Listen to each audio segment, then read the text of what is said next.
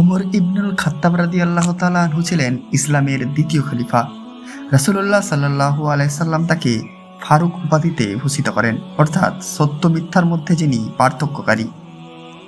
রাসূলুল্লাহ সাল্লাল্লাহু আলাইহি সাল্লাম ইসলামী সমাজ ও রাষ্ট্রের রূপরেখা দান করেছেন। তা বাস্তবায়নে তিনি অনন্য সাধারণ অবদান রেখেছেন। সমাজ ও রাষ্ট্রীয় জীবনের বহু আইন, বিধান ও প্রতিষ্ঠান তার হাতে প্রতিষ্ঠা লাভ করে। হযরত উমর ইবনুল খাত্তাব রাদিয়াল্লাহু তাআলা আনহু 584 খ্রিস্টাব্দ থেকে 644 খ্রিস্টাব্দ পর্যন্ত ছিলেন ইসলামের দ্বিতীয় খলিফা ও প্রধান সাহাবীদের অন্যতম। হযরত আবু বকর রাদিয়াল্লাহু তাআলা আনহু এর মৃত্যুর পর তিনি দ্বিতীয় খলিফা হিসাবে দায়িত্বপ্রাপ্ত হন।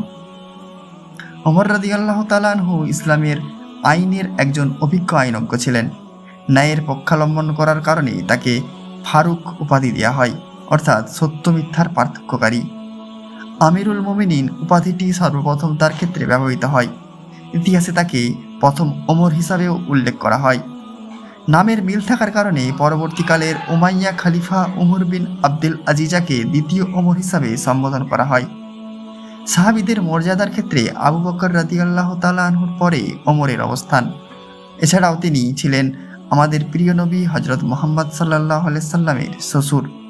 যেহেতু ওমর রাদিয়াল্লাহু তাআলা আনহুর মেয়ে হাফসা বিনতে ওমর ছিলেন হযরত মুহাম্মদ সাল্লাল্লাহু আলাইহি সাল্লামের স্ত্রী। ওমর রাদিয়াল্লাহু তাআলা আনহুর শাসন আমলে খিলাফতের সীমানা অকল্পনীয়ভাবে বৃদ্ধি পায়।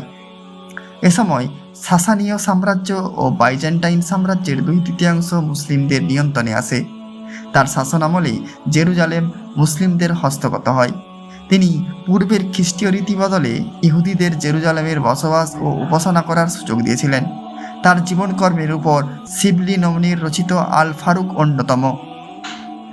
জন্ম ও পরিচয় হলো, তার পুরো নাম ছিল আবু হাফস ওমর ইবনুল খাত্তাব বিন নুফাইল বিন আব্দুল উজ্জা। মা বাবা উভয়ের বিবেচনায় তিনি কুরাইশ ছিলেন। ওমর রাদিয়াল্লাহু তাআলা আনহু মহানবী সাল্লাল্লাহু আলাইহি সাল্লামের 13 বছর পর জন্মগ্রহণ করেন। পবিত্র কাবাঘরের সন্নিকটে অবস্থিত জাবালে ওমরে ছিল তার বাড়ি। হযরত মুহাম্মদ সাল্লাল্লাহু আলাইহি সাল্লামের মৃত্যুর পর খিলাফতের প্রতিষ্ঠায় ওমর রাদিয়াল্লাহু তাআলা আনহু গুরুত্বপূর্ণ ভূমিকা পালন করেছিলেন। মুহাম্মদ সাল্লাল্লাহু আলাইহি সাল্লামের দাফনের প্রস্তুতি চলার সময় কিছু মুসলিম শহরের উপকণ্ঠে সাকিফা নামক স্থানে তার উত্তরসূরির বিষয়ে আলোচনায় বসে। এরপর আবু বকর রাদিয়াল্লাহু তাআলা আনহু এবং ওমর রাদিয়াল্লাহু তাআলা আনহু এবং আবু উবাইদা ইবনুল জাররাহ এখানে উপস্থিত হন। এ সময় আনসারদের মধ্য থেকে দাবি উঠে যে উত্তরসূরি আনসারদের মধ্য থেকেই নির্বাচিত করতে হবে। ওমর রাদিয়াল্লাহু তাআলা আনহু এই দাবি প্রত্যাখ্যান করে বলেন যে উত্তরাধিকার মুহাজিরদের মধ্যে থেকে হতে হবে। কিছু গোত্র ইসলাম পূর্ব গোত্রীয় নেতৃত্বের ব্যবস্থায় ফিরে যেতে ইচ্ছুক ছিল, যাতে প্রত্যেক গোত্রের নেতা গোত্রকে নেতৃত্ব দিত। শেষ পর্যন্ত আবু বকরকে খলিফা হিসাবে অধিক যোগ্য বলে দাবি করে তার প্রতি ওমর রাদিয়াল্লাহু তাআলা আনহু আনুগত্য প্রকাশ করেন। এই সিদ্ধান্ত শেষ পর্যন্ত সবাই মেনে নেয়। ইসলামী খিলাফত প্রতিষ্ঠায় ওমর রাদিয়াল্লাহু তাআলা আনহু সবচেয়ে গুরুত্বপূর্ণ অবদান ধরা যায়। পৃথিবীর ইতিহাসেও এর গুরুত্বপূর্ণ ভূমিকা রয়েছে। আবু বকর রাদিয়াল্লাহু তাআলা আনহু এর শাসন আমলে ওমর রাদিয়াল্লাহু তাআলা আনহু তার একজন প্রধান সচিব ও উপদেষ্টা হিসাবে দায়িত্ব পালন করেছেন। রিদ্দাত যুদ্ধের সময় প্রথমে তিনি আবু বকর রাদিয়াল্লাহু তাআলা আনহুর কিছু মতের সাথে একমত না হলেও পরে তা মেনে নেন এবং তাকে সহায়তা করেন। শেষ পর্যন্ত বিদ্রোহীদের দমন করে আরব উপদ্বীপকে একতাবদ্ধ করা হয়। ইয়ামামার যুদ্ধে অনেক হাফিজ শহীদ হলে ওমর রাদিয়াল্লাহু তাআলা আনহু কুরআন গ্রন্থকারী সংকলনের জন্য আবু বকর রাদিয়াল্লাহু তাআলা আনহুর নিকট আবেদন জানান। আবু বকর রাদিয়াল্লাহু তাআলা আনহু প্রথমে তাতে রাজি না থাকলেও পরে সম্মত হন। এর ফলে কুরআন গ্রন্থকারী সংকলিত হয়। আবু বকর রাদিয়াল্লাহু তাআলা আনহু মৃত্যুর পূর্বে হযরত ওমর রাদিয়াল্লাহু তাআলা আনহুকে তার উত্তরসূরি নিয়োগ দিয়ে যান। ওমর রাদিয়াল্লাহু তাআলা আনহু কঠোর প্রকৃতির ছিলেন, তাই অনেকে তাকে পরবর্তী খলিফা হিসাবে সমর্থন করতে চাননি। তবে এরপরও আবু বকর রাদিয়াল্লাহু তাআলা আনহু তাকে নিজের উত্তরসূরি মনোনীত করে যান। ওমর রাদিয়াল্লাহু তাআলা আনহু তার ইচ্ছাশক্তি, বুদ্ধিমত্তা, রাজনৈতিক সচেতনতা, নিরপেক্ষতা, ন্যায় বিচার এবং দরিদ্র ও অসহায়দের প্রতি সদয় আচরণের জন্য পরিচিত ছিলেন। উল্লেখ্য করা হয় যে আবু বকর রাদিয়াল্লাহু তাআলা আনহু তার উচ্চ পর্যায়ের উপদেষ্টাদের বলেছিলেন, আমার কোমলতার জন্য তার ওমর কঠোর ছিল। যখন খিলাফতের ভার তার কাঁধে আসবে তখন সে আর কঠোর থাকবে না। যদি আল্লাহ আমাকে জিজ্ঞাসা করেন যে কাকে আমি আমার উত্তরসূরি নিয়োগ দিয়েছি, তবে আমি তাকে বলবো যে আপনার লোকেদের মধ্যে শ্রেষ্ঠ ব্যক্তিকে নিয়োগ দিয়েছি। উত্তরসূরি হিসাবে ওমর রাদিয়াল্লাহু তাআলা আনহু ক্ষমতা ও সক্ষমতা সম্পর্কে আবু বকর রাদিয়াল্লাহু তাআলা আনহু অবগত ছিলেন। ওমর রাদিয়াল্লাহু তাআলা আনহু সম্পূর্ণ বিবাদহীনভাবে ক্ষমতা গ্রহণ করেছিলেন। আবু বকর রাদিয়াল্লাহু তাআলা আনহু মৃত্যুর পূর্বে হযরত ওমর রাদিয়াল্লাহু তাআলা আনহুকে ডেকে তার ওসিয়ত লিখতে বলেন, যাতে তিনি ওমর রাদিয়াল্লাহু তাআলা আনহুকে নিজের উত্তরসূরি ঘোষণা করে যান। ওসিয়তনামায় ওমর রাদিয়াল্লাহু তাআলা আনহু ইরাক ও সিরিয়া জয়ের অভিযান চালু রাখার নির্দেশনা দেওয়া হয়। আবু বকর রাদিয়াল্লাহু তাআলা আনহু সিদ্ধান্ত ইসলামী খিলাফতকে শক্তিশালী করতে ভূমিকা রেখেছিলেন। 22 আগস্ট আবু বকর রাদিয়াল্লাহু তাআলা আনহু মৃত্যুবরণ করেন। একদিনেই ওমর রাদিয়াল্লাহু তাআলা আনহু খলিফার দায়িত্ব গ্রহণ করেন। ওমর রাদিয়াল্লাহু তাআলা আনহু নিজের খিলাফতের সময়ে ক্ষমতা প্রাপ্তির পর সকল মুসলিম তাকে বায়াত প্রদান করেন। তার ব্যক্তিত্বের কারণে জনতা তাকে সমীহা করত। মোহাম্মদ হুসাইন হাইকলের মতে ওমর রাদিয়াল্লাহু তাআলা আনহু প্রথম চ্যালেঞ্জ ছিল তার প্রজা ও মজলিস আল সুরার সদস্যদের মন জয় করার। ওমর রাদিয়াল্লাহু তাআলা আনহু বাগ্মী ব্যক্তি ছিলেন। জনগণের মনে স্থান করে নেওয়ার জন্য তার এই দক্ষতা সাহায্য করেছে। শাসক হিসাবে ওমর রাদিয়াল্লাহু তাআলা আনহু দারিদ্র ও সুবিধাবঞ্চিতদের কল্যাণের জন্য কাজ করেছেন। ফিদাকের জমির ব্যাপারে তিনি আবু বকর রাদিয়াল্লাহু তাআলা আনহু নীতির অনুসরণ করেছিলেন এবং একে রাষ্ট্রীয় সম্পত্তি হিসাবে ব্যবহারের নীতি চালু রাখেন। রিদ্দার যুদ্ধে কয়েক হাজার বিদ্রোহী ও ধর্মত্যাগীকে দাস হিসাবে বন্দী করা হয়েছিল। ওমর রাদিয়াল্লাহু তাআলা আনহু এ সকল বন্দীদের সাধারণ ক্ষমা ঘোষণা করেন এবং তাদের মুক্তির নির্দেশ দেন। এই ঘোষণা বেদুইন গোত্রগুলোর কাছে ওমর রাদিয়াল্লাহু তাআলা আনহু জনপ্রিয়তা বৃদ্ধি করেছিল। ওমর রাদিয়াল্লাহু তাআলা আনহু সরকার এককেন্দ্রিক সরকার ব্যবস্থায় পরিচালিত হয়। এতে খলিফা ছিলেন সর্বোচ্চ রাজনৈতিক কর্তৃপক্ষ। পুরো ইসলামিক সাম্রাজ্যকে কয়েকটি প্রদেশে বিভক্ত করা হয়। পাশাপাশি আজারবাইজান ও আর্মেনিয়া এসব অঞ্চলের কিছু স্বায়ত্তশাসিত এলাকা খিলাফতের সার্বভৌমত্ব স্বীকার করে নেয়। প্রদেশগুলো প্রাদেশিক গভর্নর বা ওয়ালি কর্তৃক শাসিত হতো। ওমর রাদিয়াল্লাহু তাআলা আনহু ব্যক্তিগতভাবে ওয়ালিদদের নিযুক্ত করতেন। প্রদেশগুলোকে বিভিন্ন জেলায় বিভক্ত করা হতো। পুরো ইসলামিক সাম্রাজ্য প্রায় 100-এর মতো জেলা ছিল। প্রতিটি জেলা বা প্রধান শহর একজন অধস্তন জেলা গভর্নর বা ভাইসরয় আলেমের দায়িত্বে থাকত। ভাইসর আলেমরা সাধারণত ওমর রাদিয়াল্লাহু তাআলা আনহু কর্তৃক নিয়োগপ্রাপ্ত হতেন, তবে প্রাদেশিক গভর্নররাও তাদের নিয়োগ দিতে পারতেন। প্রাদেশিক স্তরে অন্যান্য অফিসাররা ছিলেন যেমন কাতিব প্রধান সচিব, কাতিব উদ দিওয়ান সামরিক সচিব, সাহিব উল খারাজ রাজস্ব আদায়কারী, সাহিবুল আহদাস পুলিশ প্রধান, সাহিব বাইতুল মাল কোষাগার কর্মকর্তা, সাহিব আল খারাজ রাজস্ব বিভাগীয় অফিসার, কাজী প্রধান বিচারক। অধিকাংশ ক্ষেত্রে ওয়ালি বা ভাইসর প্রদেশের সেনাবাহিনীর প্রধান সেনাপতি বা উপমহাসেনাধ্যক্ষ হিসাবে কর্মরত থাকলেও কিছু প্রদেশে পৃথক সামরিক অফিসার থাকত। প্রতিটি নিয়োগ লিখিত আকারে দেওয়া হতো। নিয়োগের সময় গভর্নরদের জন্য দিক নির্দেশনা প্রদান করা হতো। দায়িত্ব গ্রহণের পর গভর্নররা জনতাকে প্রধান মসজিদে জড়ো করে তাদের সামনে দিক নির্দেশনা পড়ে শোনাতেন। কর্মকর্তাদের প্রতি ওমর রাদিয়াল্লাহু তাআলা আনহু সাধারণ নির্দেশনা ছিল, স্মরণ রেখো আমি তোমাদের জনগণের উপর দিক নির্দেশদাতা ও স্বেচ্ছাচার হিসাবে নিয়োগ দিইনি। আমি তোমাকে একজন নেতা হিসাবে পাঠিয়েছি যাতে জনগণ তোমার উদাহরণ অনুসরণ ও অনুকরণ করতে পারে। মুসলিমদেরকে তাদের অধিকার প্রদান করো যাতে তারা অন্যায় পতিত না হয়ে ন্যায় ও সত্যের দিকে পতিত ও ধাবিত হয়। তাদের মুখের উপর নিজেদের দরজা খুলে রাখবে যাতে ক্ষমতাশালীরা দুর্বলদের সাহায্য সহযোগিতা করতে পারে এবং নিজেকে তাদের চেয়ে উচ্চ মনে হয় এবং কোনো আচরণ করা থেকে বিরত থাকবে যাতে তাদের প্রতি স্বৈরাচারী শাসকরা করে থাকে। এছাড়াও আরও কিছু বিধিনিষেধ প্রাদেশিক গভর্নর ও রাষ্ট্রীয় কর্মকর্তাদের উপর জারি করা হয়।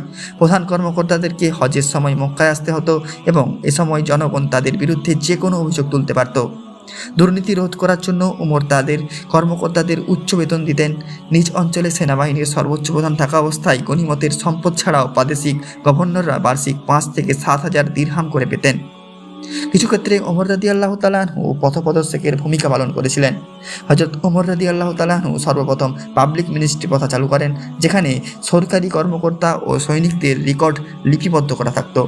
প্রাদেশিক গভর্নর ও রাষ্ট্রপতিদের কাছে পাঠানো চিঠির অনুলিপিও রেকর্ড করে হিসাবে সুরক্ষিত থাকত। আইন শৃঙ্খলা বজায় রাখার জন্য তিনি প্রথম পুলিশ বাহিনী নিয়োগ দেন। জনতা বিশৃঙ্খল পরিস্থিতির সৃষ্টি করলে তিনি প্রথম তাদের শৃঙ্খলায় আনেন। হযরত উমরের শাসনামলে বসরা শহর প্রতিষ্ঠিত হওয়ার পর পানীয় জল ও সেচের জন্য তিনি খাল খননের ব্যবস্থা করেন।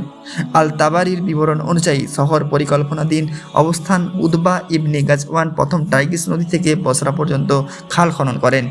শহর তৈরির পর আবু মুসা আশআরীকে এর প্রথম গভর্নর হিসাবে নিয়োগ দেওয়া হয়। আবু মুসা আশআরী বসরা ও টাইগ্রিস নদীকে সংযোগকারী দুইটি গুরুত্বপূর্ণ খাল খনন করানো। এগুলো হলো আল উবুলা নদী ও মাকিল নদী। সমগ্র বসরা অঞ্চলে কৃষির উন্নয়ন এবং পানীয় জলের সরবরাহের জন্য এই খলদায় মূল ভূমিকা পালন করেছিল। উমর পতিত জমির চাষাবাদদের জন্য নীতি গ্রহণ করেন। যারা এ সকল জমি আবাদ করত তাদেরকে এসব জমি প্রদান করা হতো। এই নীতি উমাইয়া আমলেও চালু ছিল। ব্যক্তি ও রাষ্ট্রীয় উদ্যোগে খাল খননের ফলে ব্যাপক অঞ্চল জুড়ে কৃষিক্ষেত গড়ে ওঠে। হযরত উমরের শাসনামলে খিলাফতের সীমানা ব্যাপক বৃদ্ধি পায়। তাই বিশাল সাম্রাজ্যকে ধরে রাখার জন্য তিনি রাজনৈতিক কাঠামো গড়ে তুলতে শুরু করেন।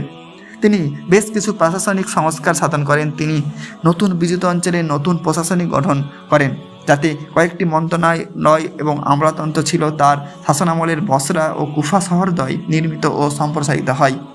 738 সালে তিনি মসজিদুল হারাম ও মসজিদুল নবাবী বর্ধিত ও সংস্করণ করেন। নাজরান ও খাইবারের খ্রিস্টান ও ইহুদিদেরকে সিরিয়া ও ইরাকে চলে যাওয়ার জন্য তিনি নির্দেশ প্রদান করেছিলেন। তিনি ইহুদিদেরকে জেরুজালেম পুনরায় বসতি করার সুযোগ দেন। পূর্বে এই সুযোগ ছিল না। তিনি আদেশ জারি করেন যাতে বলা হয় যে এই খ্রিস্টান ও ইহুদিদের সাথে ভালো আচরণ করতে হবে এবং তাদের নতুন বস্তিতে সমপরিমাণে জমি প্রদান করা হয়। ওমর অমুসলিমদের জন্য হেজাজে 3 বেশি অবস্থান করায় নিষেধাজ্ঞা আরোপ করেন। ওমর সর্বপ্রথম সেনাবাহিনীকে রাষ্ট্রীয় বিভাগ হিসাবে গঠন করেন। 641 সালে তিনি রাষ্ট্রীয় কোষাগার হিসাবে বাইতুল মাল গঠন করেন। মুসলিমদেরকে বার্ষিক ভিত্তিতে ভাতা প্রদান করা হতো। নেতা হিসাবে ওমর সাধারণ জীবনযাপন করতেন। তার সমসাময়িক অন্যান্য শাসকদের ব্যতিক্রম হিসাবে তিনি দরিদ্র মুসলিমদের মতো জীবনযাপন করতেন। তার শাসনামলে হিজরি বর্ষপঞ্জি বর্ণিত হয়। আল্লাহভীতি ওমর রাদিয়াল্লাহু তাআলা আনহু ছিলেন অত্যন্ত সুচরিত্রের অধিকারী। আল্লাহভীতি, সততা ও ন্যায়পরায়ণতা ছিলেন তার চরিত্রের অন্যতম বৈশিষ্ট্য। তিনি বলতেন, তোমরা হিসাব গ্রহণের আগে নিজেদের হিসাব গ্রহণ করো এবং তোমাদের আমল পরিমাপ করার আগে নিজেরা পরিমাপ করে দেখো এবং নিজেকে মহাবিচারের জন্য প্রস্তুত করো। যদি কোনো কারণে কারোর প্রতি তিনি অন্যায় করেছেন তবে তিনি নিঃসংকোচে তার কাছে অনুতাপ প্রকাশ করতেন। সাহসিকতা। উমর ইবনুল খাত্তাব রাদিয়াল্লাহু তাআলা আনহু ছিলেন অত্যন্ত সাহসী ও বীর। তিনি সত্য প্রকাশে কখনো ভয় পাননি। আলী ইবনে আবু তালিব রাদিয়াল্লাহু তাআলা আনহু তার সম্পর্কে বলেন, আমার জানা মতে উমর ইবনুল খাত্তাব ছাড়া সবাই গোপনে হিজরত তথা মক্কা ত্যাগ করেছে। তিনি যখন হিজরতের ইচ্ছা করেন তখন তরবারি ও তীরধনুক হাতে নেন এবং কাবা ঘরে যান। তিনি তাওয়াফ করেন এবং 2 রাকাত নফল নামাজ পড়েন। অতঃপর কুরাইশ নেতাদের কাছে গিয়ে বলেন, যে ব্যক্তি তার মাকে কাঁদাতে চায়, সন্তানকে এতিম ও স্ত্রীকে বিধবা করতে চায়, সে যেন আমার সঙ্গে এই উপত্যকার পিছনে সাক্ষাৎ করে।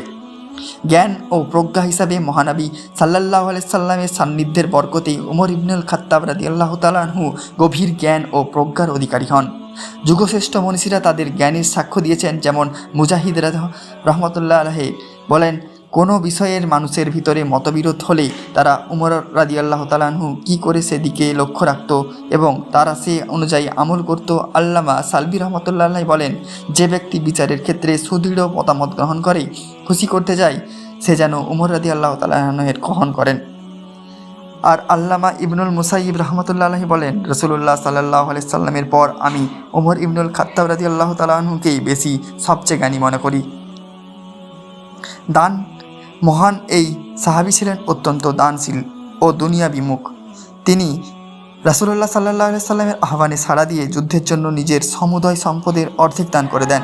রাসূলুল্লাহ সাল্লাল্লাহু আলাইহি সাল্লাম তার বদান্যতার প্রশংসা করেন। খাইবারের যুদ্ধের পর গনিমতের সম্পদ লাভ করলে তা অসহায়, দুস্থ ও নিকটাত্মীয়দের জন্য ওয়াকফ করে দেন। তিনি জাইতুনের তেল ও রুটি খেতেন, পেটে পাথর বেঁধে রাখতেন। মুসলিম জাহানের খলিফা হিসাবে ওমর ইবনুল খাত্তাব রাদিয়াল্লাহু তাআলা আনহু ছিলেন অত্যন্ত বিচক্ষণ, দূরদর্শী ও ন্যায়পরায়ণ। নেতৃত্বের গুণাবলীর জন্যই আবু বকর সিদ্দিক রাদিয়াল্লাহু তাআলা আনহু তাকে নিজের উত্তরসূরি মনোনীত করেন এবং জনসাধারণ তাকে হৃদ্যতার সঙ্গে গ্রহণ করে নেয়।